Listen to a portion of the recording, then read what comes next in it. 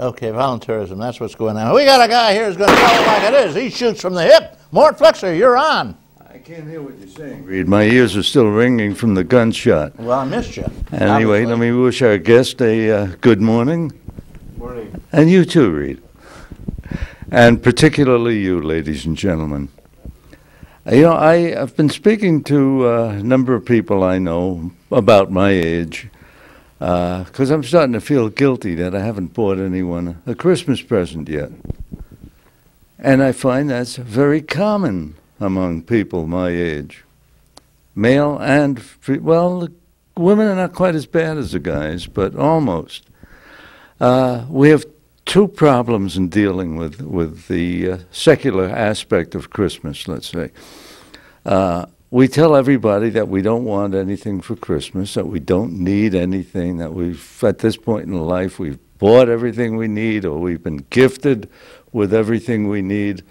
And on the other hand, we are neglectful in asking them what they would like for Christmas. And you can go ahead and ask your kids. They say, they say the same thing that you say. Dad or Mom, I really have everything I need. Please don't buy anything for me. That's a dishonest answer, just as ours is. Because we all want Christmas gifts. This is the season to be jolly, folks. And how the heck can you be jolly if people you love aren't expressing their love by giving you a gift? And by the way, you, of course, don't you forget to express your love in the same way. Reed, thank you. Okay, well, thank you. I solve my Christmas giving problems with all my kids and grandchildren. I give them all the same gift, cold cash. I buy them a Walmart card, which I get 1.5% back on my credit card, and then I just give them these Walmart cards. Say, go buy something you want. How do I know what you want, you know? And I have a standard Christmas gift. They each give me one of those little boxes of dark chocolate cherries. I love them. The dark chocolate, though. And they have to hunt all over the place for them. Okay. I think we're going to take a little moment of silence, meditation, and pure wonder. Everybody should give themselves a little bit of time. Think of the children, the grandchildren. Think of your kitten, your dog, whatever it is. Clear your mind, and it's called meditation. It could be prayer, whatever you want to call it. But every day, give yourself a few minutes of peace and quiet. And just dream on and remember, you're number one in the whole wide world. You might look out on Chautauqua Lake. This beautiful view of the swans.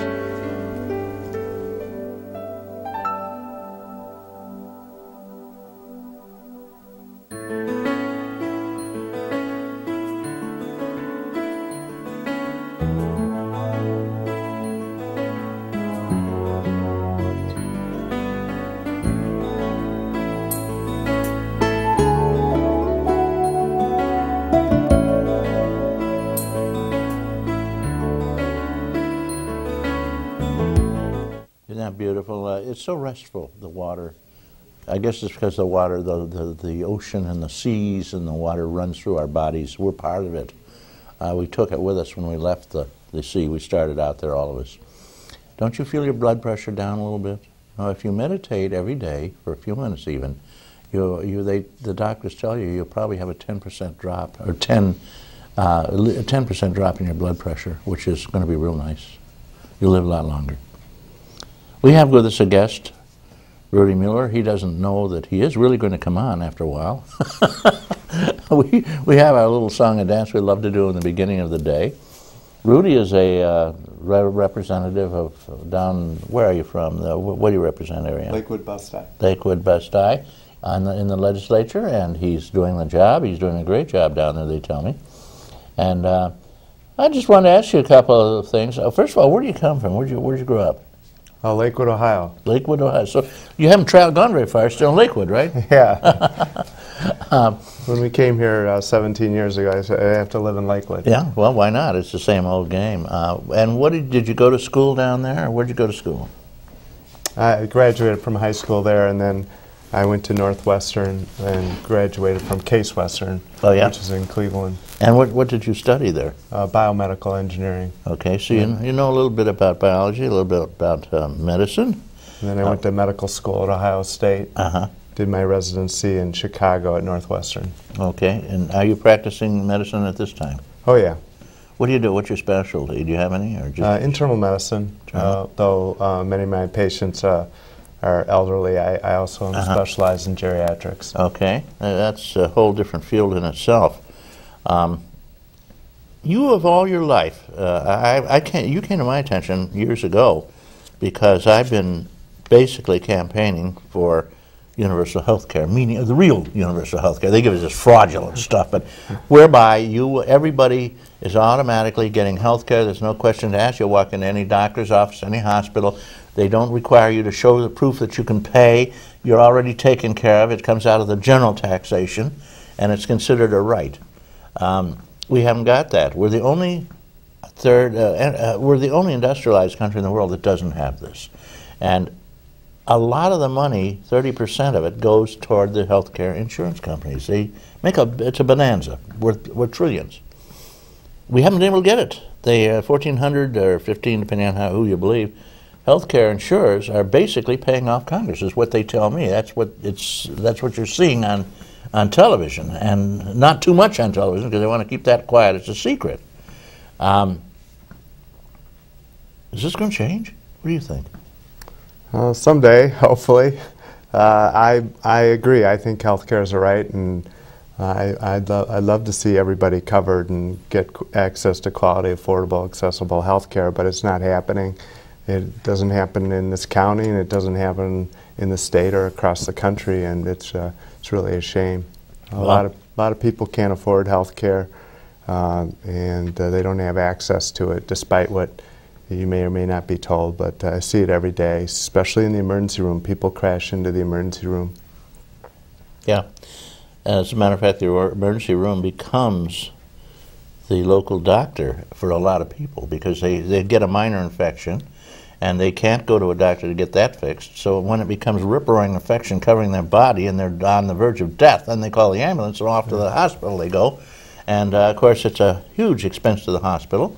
And Medicaid may cover it, it may not, but it only covers a fraction of it, which is why almost all the hospitals in the New York metropolitan area, we're talking about New York State now, have gone bankrupt. And some of them have tried to close their emergency rooms.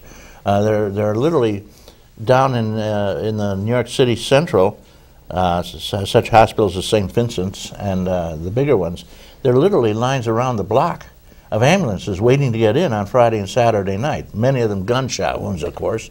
And they patch somebody up to the tune of $1 million, and then they go out and shoot the guy that shot them, and another $1 million. And the hospitals say, we can't handle this. These guys don't have any money to pay. We can't just wheel them out in the front lawn and say, get lost, you know. It's a very complicated system, Yeah. and it could be a lot simpler.